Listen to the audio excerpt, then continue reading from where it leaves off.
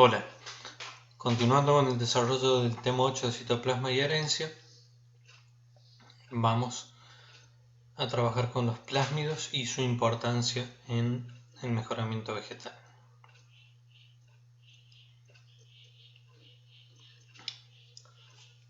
Dentro de los factores autónomos que se encuentran en el citoplasma, se puede trabajar con episomas y plasmidios. Van a tener herencia materna, herencia extracromosómica.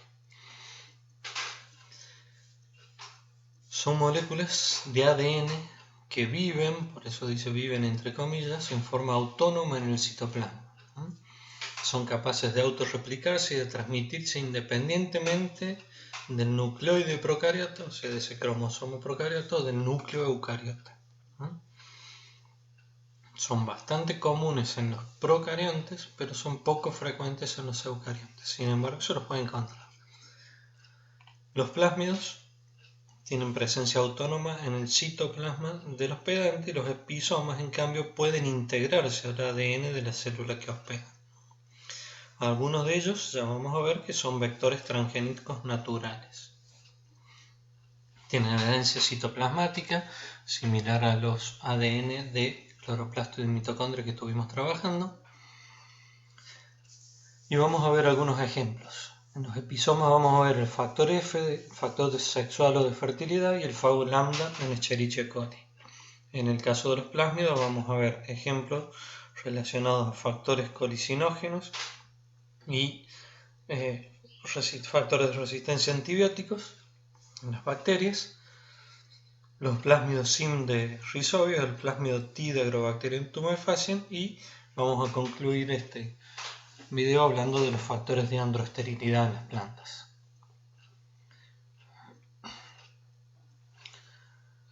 Los episomas bacterianos son importantes para la reproducción y la recombinación genética.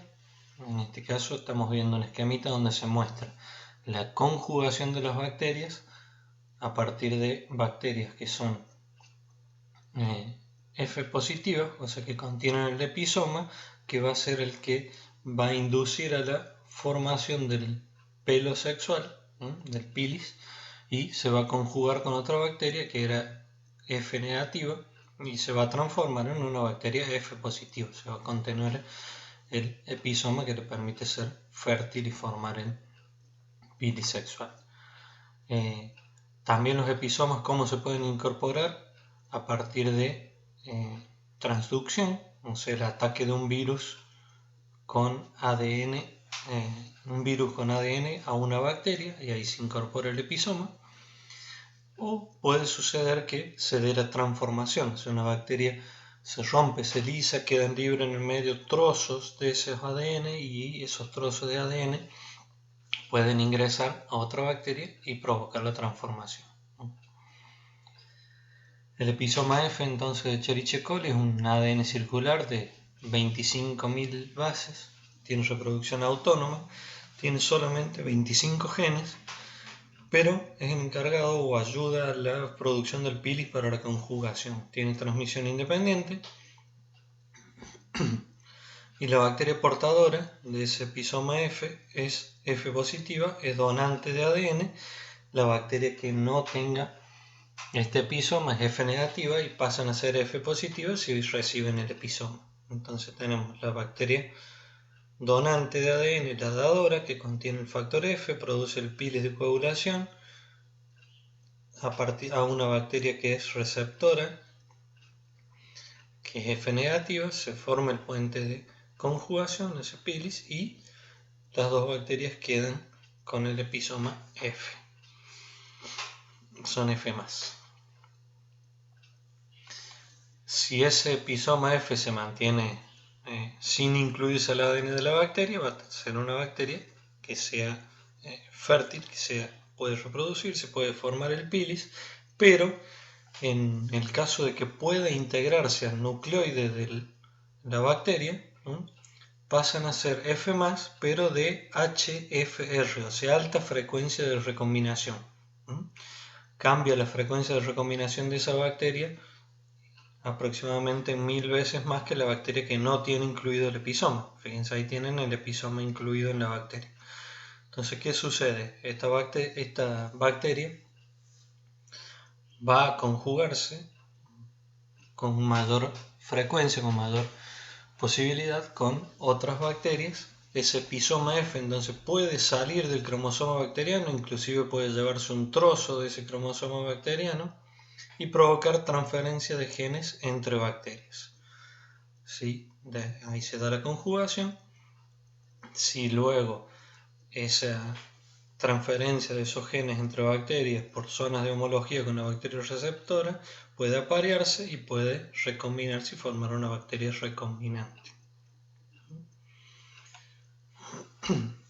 En caso del episoma transductor, el Fagon lambda de Escherichia coli puede también provocar la transferencia de ADN de una bacteria a otra. Es ADN circular, desnudo, de doble hélice. Se puede incorporar a la bacteria y volver a separarse llevando trozos de ADN bacteriano, volver a infectar y transferir genes entre bacterias sin que estas bacterias entren en contacto. Entonces serviría como un vector de transporte. Aquí tenemos un virus que infecta una célula bacteriana, le inyecta su ADN, se replica, capta el ADN de la bacteria, lo puede llegar a romper, puede incorporar parte del ADN de esa bacteria. El virus va a infectar a otra bacteria y va a poder incorporar y producir el entrecruzamiento entre bacterias que nunca estuvieron en contacto entre sí. Bueno, eso en cuanto a los episomas. ¿Qué pasa con los plásmidos? Los plásmidos son moléculas de ADN de vida libre en el citoplasma. Se replican, transcriben y se transmiten de manera independiente de lo que lo hace el cromosoma bacteriano. Puede haber desde una sola copia de ese plásmido hasta varias decenas.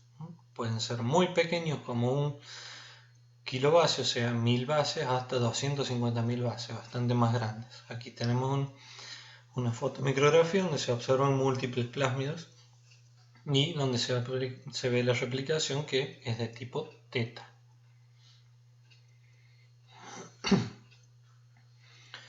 Los plásmidos colicinógenos, los que producen colicinas, van a provocar la muerte en las bacterias, en las cepas que sean susceptibles, porque le bloquean algunas funciones vitales. Sin embargo, hay algunas bacterias que pueden ser inmunes a ese mismo tipo de plásmido, entonces lo pueden llegar a transmitir, transfieren el plásmido por conjugación o por transducción. Lo mismo sucede con algunos plásmidos que otorgan resistencia a los antibióticos, ¿sí? Por ejemplo, aquí tenemos el ejemplo de un plásmido que tiene incorporada una resistencia a dos antibióticos, ampicilinas y tetraciclinas. También pueden otorgar resistencia a metales pesados, plomo, cadmio y demás.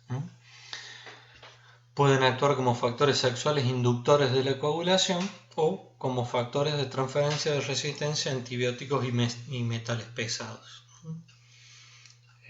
Por ejemplo, el plásmido RF6 tiene genes con resistencia a 6 drogas resistentes que incluyen tetraciclina, neomicina, streptomicina, otorgan multiresistencia a las bacterias y son los que provocan bastantes dificultades para el tratamiento en infecciones, por ejemplo, como se denominan infecciones intrahospitalarias.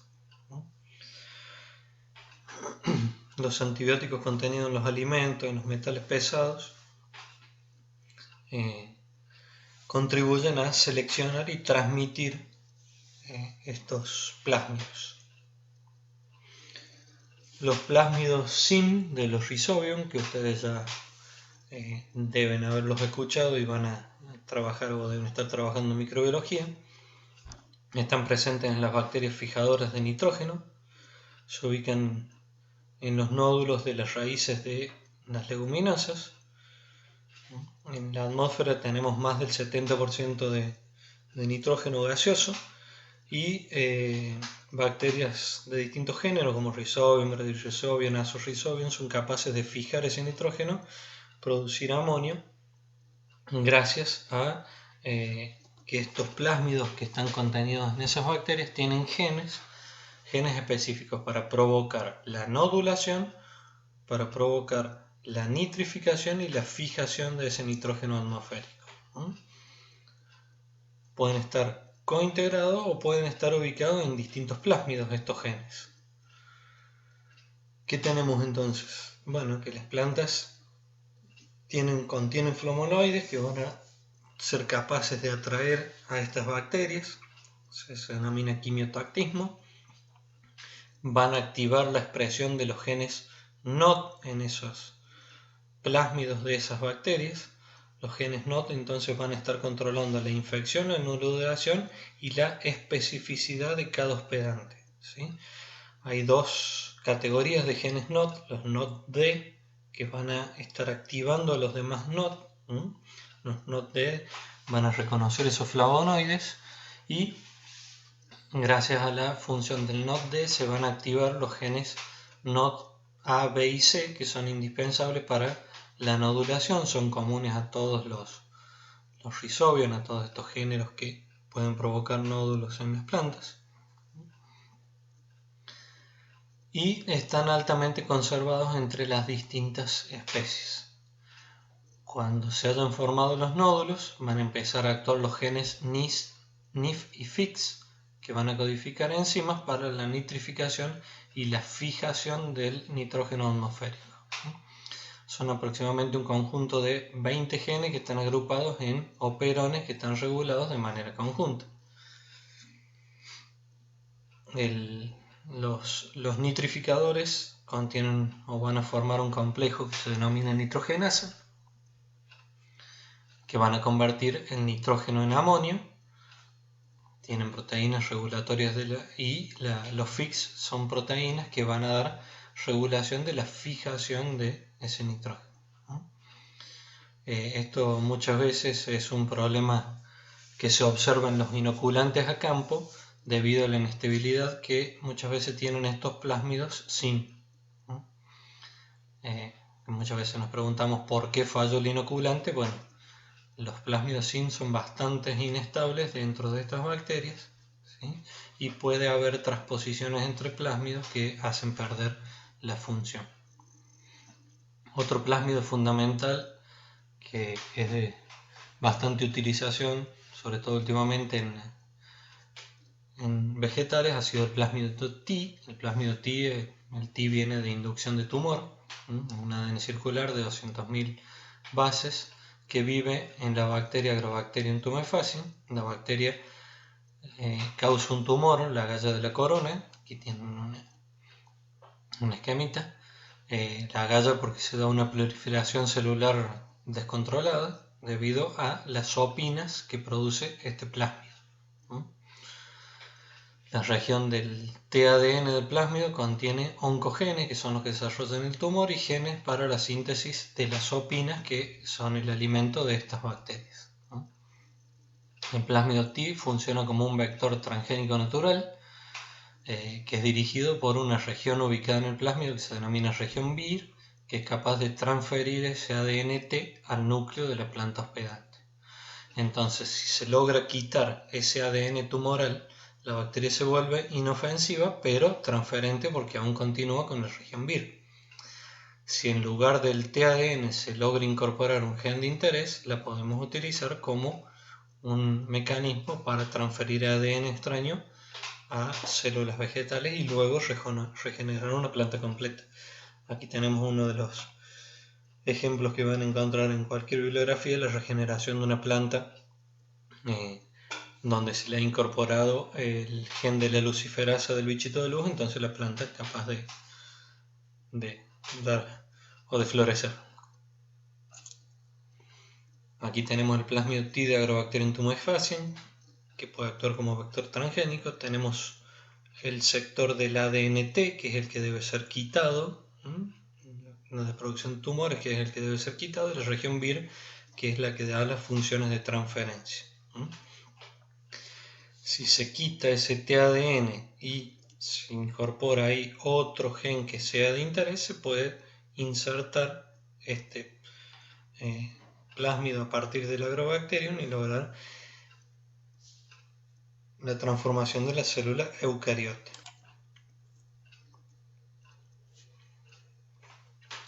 Por supuesto, esta transformación tiene algunas limitaciones, no es capaz de incorporar cualquier gen.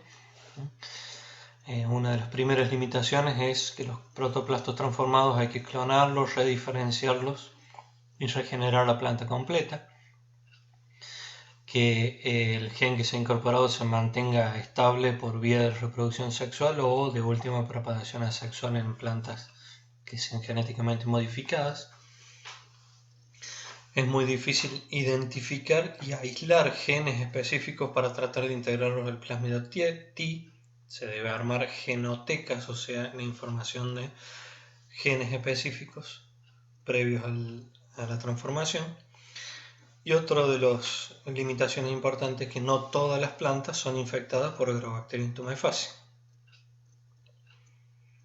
Existen otros vectores transgénicos como el plásmido Rhi de Agrobacterium rhizogenes, el virus del mosaico de la cloriflor. Es una bacteria de suelo que al penetrar en raíz se produce el fenotipo raíz pilosa, es de ADN de cadena doble de 8000 bases y del fenotipo moteado en coliflor.